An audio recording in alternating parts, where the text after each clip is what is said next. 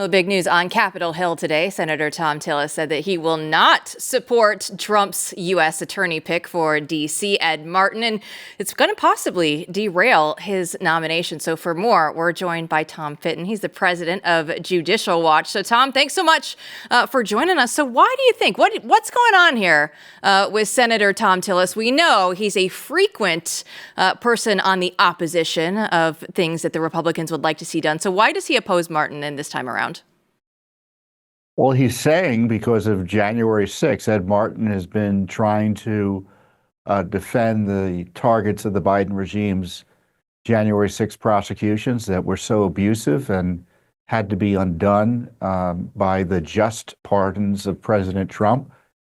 And he's very seemingly emotional about it.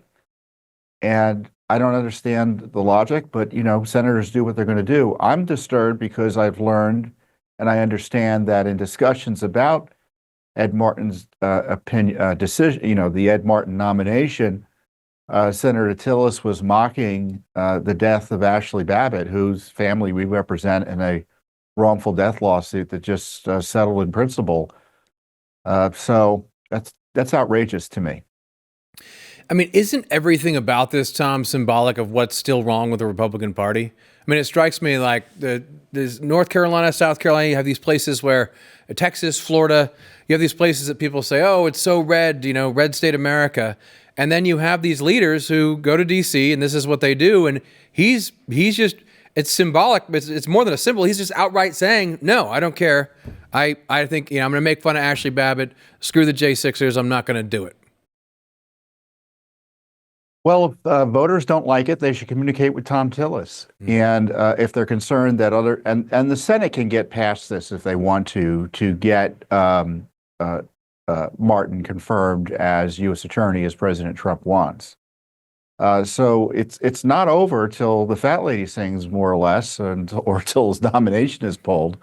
But right now he's stuck in committee, and it's going to take political heavy lifting to get him out of committee in the ordinary circumstance. So, if you don't like what individual senators do, and this is a problem, frankly, for both parties, mm-hmm. Democrats and Republican voters expect their party leaders in once they're elected will do what they promise to do and, follow what voters typically want in their party. And that's often not the case.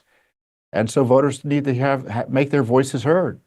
Yeah, to Matt's point, what does this say about the unity that you're seeing there from the GOP right now in Washington, D.C.? Because I look at this and we've heard a lot of the talk and we hear a lot of the rhetoric, and Donald Trump is trying to, get out here and play ball with them. But Trump had to go through and even put his message out last night about Ed Martin. And yet today, it doesn't feel like everybody is still on board, right? We got that news, obviously, from Thom Tillis. But right now, just that unity that you're seeing from the GOP or lack thereof. Well, let me take a step back. Ed Martin is feared by the left.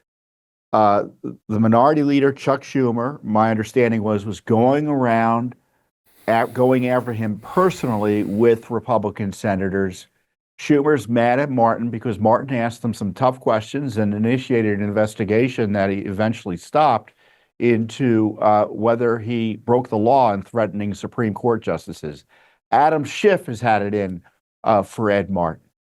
And so to me, that's all you need to know if you're a conservative or a Republican on the Hill as to what this is about. This isn't about January 6th. This isn't about crime in D.C. This is about left-wing Democrats, the abusers of Trump, who engage in lawfare, being nervous about having someone in office who might hold them accountable. And I'm hoping Thom Tillis sees that over the next few days and gets over what seems to be his PTSD from January 6th and get a law and order guy into this U.S. attorney's seat, the pick that President Trump wants. What do you think is going to happen?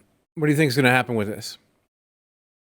I'm not sure. It doesn't look good for Ed Martin, absent intervention, a unified intervention from Republican leadership, and you just pull all together to bypass the committee and get him to the floor. And the president may have no choice but to pull him if he doesn't have the votes, because we got to have someone there. Well, you're talking about January 6th. Let's talk about Judicial Watch. We love a good FOIA around here, right? There's nothing more that gets us riled up. But you have a lawsuit right now going up against the IRS. You're digging for the records on whether or not they targeted January 6 protesters with the ties to Trump's pardon promises. So what are you looking for here in this case? Well, we suspect, given what Democrats were asking for, that the IRS caved into Democratic pressure and targeted January 6ers, targeted groups that were supporting January 6ers against the abuses that I was talking about earlier, the targeting of them by the Biden regime. And it happened before with the Tea Party. I suspect it happened again with the January 6ers. We asked for the records. We got the proverbial hand to the face. So we sued in court for them. And I'm hoping who's ever running the IRS for President Trump uses this lawsuit as an opportunity to figure out what the IRS was up to, because all the agencies were weaponized by the Biden regime, and the details as to who did what need to be disclosed if we're going to get even a modicum of accountability. Yeah, amen to that, and the work you do. Is there any indication of Trump officials understanding these issues going into the IRS? Do we have any idea whether there are people in the administration who are concerned about these issues? I don't. I was talking to Steve Bannon yesterday on his show, and he said he'd never announced it before. He had been targeted by the IRS. Who knows what's out there? Yeah. It was like the Tea Party. Once it became, and maybe this lawsuit will kind of break open the dam, burst open the dam, and people will say, hey, wait, I'm glad Judicial Watch is asking for this, because I wonder why I was targeted. Well, how did I get an audit after never hearing from the IRS ever before in my life? And I think we're going to start getting information that either from Trump officials or supporters of Trump or people who participated in January 6th, that they feel like they were improperly targeted by the IRS.